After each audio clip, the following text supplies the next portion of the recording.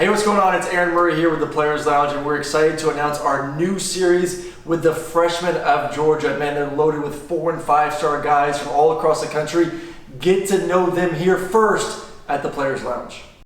Hey, what's going on, Players Lounge? Aaron Murray here, and we're back at the Classic City Collective. Go support them. They do a great job of taking care of all the student athletes here in the Classic City. And make sure you go to theplayerslounge.io as well. Go make your account. All the best content across the country from some of the top players, getting to know them both on and off the field. Got a lot of big news coming out this summer as well as we get ready for football season. Damon Wilson, outside linebacker, joining us right now. Appreciate you jumping on the show. Thank you. Thanks for having me. So from Venice, Florida. I'm from Tampa, Florida. Mm-hmm. How difficult was it leaving the beaches? Came up here, it was like 35 degrees one day. I only had like 2 sweatshirts and maybe one pair of sweatpants. So I had to go out and go shop a little bit coming down here, getting ready for the cold weather. I'm not used to that. Yeah. So, I mean, did you grow up a Florida State fan, Florida fan, Miami fan? Like, what was your team? I don't think I was really a fan of anybody. Yeah. I don't think I really watched football, like real football, until I was like 14. Like, are you more like NFL, pro, or any college? I was always with my dad, watching my brother play.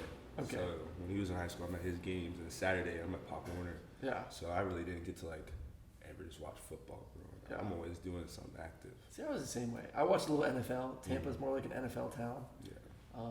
So what was your first Georgia game you ever watched? Do you remember? Like in person? No, or on TV. Either one. Like, No, first time you're like, damn, like they look pretty good. I don't think I was a Georgia fan until last year. Oh, wow. No, I never really watched Georgia. Yeah. All honesty. I'm the same way. I'm not gonna judge. Family, we always watched Bama because my dad always liked elite level. Yeah. So if we were gonna watch a game, it was gonna be Bama. Yeah. Until last year, I was like, I'm a Georgia fan. Yeah. Athens, Tuscaloosa, red and black, Athens. proximity to Atlanta, Just so much better. academics, Football, like everything. I mean, my first game I watched was, because I didn't grow up a Georgia fan either, was the Sugar Bowl. You were probably like still in diapers. This was like 2007, and they wore like their black jerseys and they beat the crap out of Hawaii. And I was kind of like, okay, this team's pretty legit. They had Stafford. I was like, I better take a look. So I came up to Athens and fell in love with it. What was your first reaction walking around Athens? It was big. Yeah. It was large, but just walking around, talking to people, it was just a good community of people. Yeah. You know, everyone's connected. Everyone's a really big fan of football here. Yeah. And they got all the bells and whistles. That facility's pretty sweet. That is very true. So you talk about, getting to know Georgia and coming here. I've wondered this with players, especially young players. Mm-hmm. What is more important nowadays when you're getting recruited? Because the big buzzword is NIL. Everyone wants to talk about NIL. These kids get paid. When you look at a place like Georgia, the potential, the championships, the potential to go to the NFL, obviously there's great NIL opportunities. We're in the Classic City Collective right now. They do a great job. What are you, as a young 17-year-old, what are you looking at? What are those discussions with you and your parents? For me, it was really connection. Like, money was always the thirds, because it was always going to be the coaches, where I am, and then honestly, money wasn't really the main thought, but for me, it was having a connection with Coach Uribe. I mean, Coach Uribe was probably the easiest coaches to talk to. He was young. You could tell he wanted to go get it, make a name for himself. And he just got in the game. And then Coach Smart is Coach Smart. Coach Smart is probably one of the funniest, hard-working coaches you'll ever meet. He won't scream at you, but he won't make sure you're getting better at the same time. Yeah. I mean, have you had one of those moments where the yelling, the microphone? Mm-hmm. Does that make you just feel, what is that first time? What's going through your mind when all of a sudden you hear a explicit, what are you doing? And he's like on the other side of the field. Take it back to Venice, Florida. I'm not even near you. I don't know, but first time hits you like, dang, it's kind of crazy. He's screaming at you 2 fields over, but you just like, he just trying to make you better. Yeah. Coaches who don't yell at you probably aren't really trying to get you better. So it's okay at the time. You just know he's just trying to get you there. What's one thing that he has said during spring that I can't say it on TV? No, not like that. Like one thing that was just like funny to you, like, damn, he said that. Coach Smart has said some stuff where it's like you can't even repeat it because it's like so weird. But I don't know. He just always says like, take it back to Venice. This ain't high school no more. That kind of stuff. So You gotta realize you're back in college now. You're not a little high school anymore.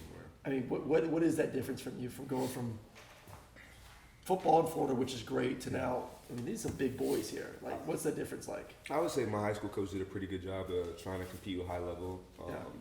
Our school wasn't typically had a lot of big kids, but we played against IMG, St. Francis, Miami Northwestern. So we had a pretty good comp, but even coming to college, you still a shock going against these bigger guys who are really skilled and they're really pretty technical in what they do.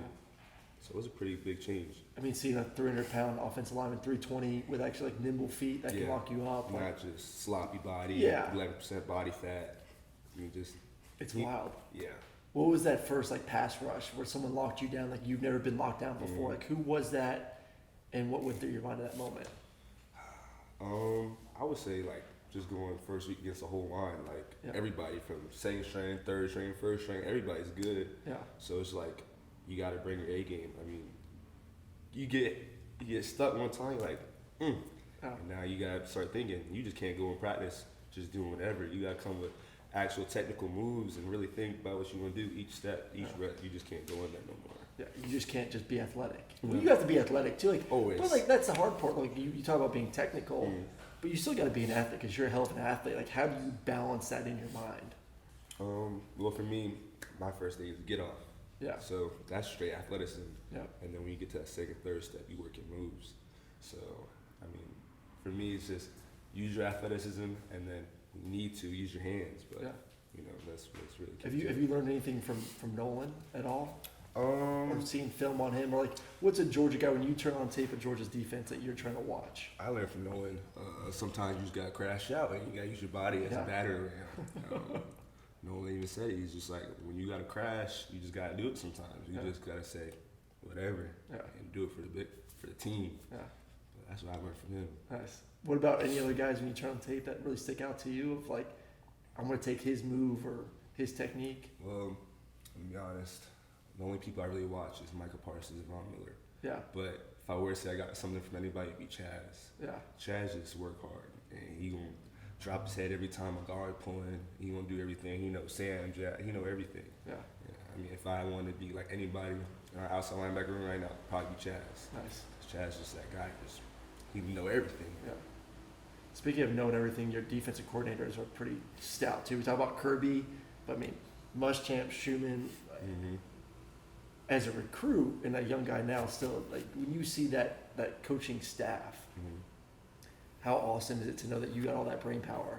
Them two are like geniuses. Like they are nerds to football. Like they love football. And Coach Schumann was talking about football is his life, so you gotta make it your life and just doing little things, studying the playbook, having paper on, and just being able to always study. But Coach Schumann is just a genius when it comes to that kind of stuff. Yeah. Like he always gonna be able to give you the little nuggets that I know Coach Dreeben might not be able to give you because that's not his thing. Yeah. But Coach Schumann will come in, walk in the room for 2 minutes, and he gonna drop some knowledge. You like what? Yeah. And he gonna leave, and they just every day give you little stuff, and you just build onto it. I mean, how do you take notes? Do you write everything down? Are you a mental guy? How do you process all that? Because it is a lot. It's a lot of information coming at you at once. For me, Coach Dreeben gives it.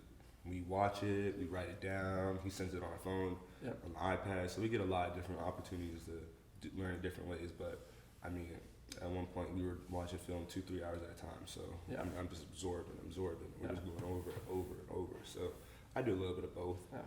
Physically, right now, you happy where you're at? What's the summer goals? Right now I'm at 235, 236, and I want to finish around 242 and just get a little bit cut up. Yeah. Just lifting like crazy. Eating like crazy. Always. Dude, the food y'all eat is pretty good. Wow. Yeah. I mean, like 5-star meals, breakfast, lunch, and dinner, and the shakes in between. And the shakes. Y'all got it so good. Do you realize how good you got it? Y'all didn't have that? No, we didn't have that. What y'all have? We're eating at the dining hall. We're eating with like the regular students, the student population. Yeah. We be. You know, y'all go in there and get like pasta and chicken and steak. Our guys before practice are going to eat pizza and chicken wings before practice. I'm his chicken wings every now and then. I know, but I'm just saying, like, that's you get that's like your extra. Yeah. Like you get a 5-star meal. Like it wasn't allowed, and we didn't get protein shakes. We get like a thing of chocolate milk after practice, not a protein shake specific to your goals. Yeah. Strawberry sour banana name shake with whey and creatine. I need And some of that ice in my cream. life. How does Georgia's facility rank compared to the others that you visited? So much better. Really? So much better. Jeez. Like, not even comparable. Like, day and night. And now you get the brand new 2 practice fields too are coming. Yeah, you'll get 2 new practice fields. Yeah, Yeah, more practice fields. more practice fields. You didn't hear about that? No. Yeah, new practice fields. Turf? No, grass. Yeah. See, you're young, you can handle turf, but the older you get, you don't want to be on turf. I don't like turf. Yeah. Hurts the knees. It hurts the knees, And man. ankles. And y'all got like the good turf too. Mhm. Like the new turf that's like grass, but it still sucks. All right, so part of this whole thing is getting to know you both on and off the field. Mhm. Tell us a little bit about you off the field, man. What are you doing when you ain't in the butt smear? I'm not really doing much. It's either working out, sleeping, trying to eat right now. Like when I went back home, work out 7:30, do field work, go eat, and then sleep 4 or 5 hours, and then wake up, eat again, and then go lay down, and then probably go hang out with my friends. But I really don't need much because these next few years are just trying to get there. So there's really not much room to do much anything else for me. Shows, games. You gotta have like a Netflix show you watch, like something when you're downtime. Well, right now I couldn't even give you I watch all of them. Apple TV. Okay. Apple TV has some good ones. Ted Lasso. Ted Lasso, Silo, just all of them. I heard Silo's pretty good. So I've been watching all those, but yeah, just if I'm doing anything, I'm probably either in my room or watching TV. There got to be some off the field. I mean, how do you stay away from the ladies though? It's a beautiful place. If you stay away from ladies, you're in your room. That's just true. I didn't learn that lesson when I was in Georgia. That was my problem. But when we were here during spring, we would go downtown. But Yeah. that was pretty much it. I don't really have any hobbies. What's your favorite restaurant downtown? I'm a fan of Daddy's Burgers, Fully Loaded, but those 2 restaurants I really like. Have you been to Chuck's? Mm-mm. You gotta go. If you like sushi, you gotta go to Chuck's. Sushi. Raw You're a fish. Florida guy. No. Come on now, you like fish. I don't like raw fish. Oh, unbelievable. No. We'll get you there. All right, so Georgia's had a lot of great quarterbacks. I know you weren't the Georgia fan growing up, but you know these 2 quarterbacks. If you're starting a football team today, who are you taking? Matthew Stafford or Stetson Bennett? Matthew Stafford's gonna be a Hall of Fame rainy. Probably. You gotta go with Matthew Stafford. Yeah. Like, he's just an elite quarterback. I mean, Stetson's great, but Matthew Stafford's Matthew Stafford. Matthew Stafford is Matthew Stafford. Hard one, though. Yeah. I like it. The Heisman Trophy, everyone's goal. We've had some great ones. A lot of quarterbacks. Too many. Past 5, probably a little bit too many. Rank the past 5 Heisman Trophy winners in order from 1 to 5. So you got Bryce Young, Oh, Bryce won. Caleb, Okay. Devontae, and who were the last 2? Joe Burrow. And who's the other one? Kyler Murray. Joe Burrow, Kyler Murray. I like it. Yeah. I like it. Cool. That's it. All right, well, that's Damon Wilson joining us. Appreciate you jumping on.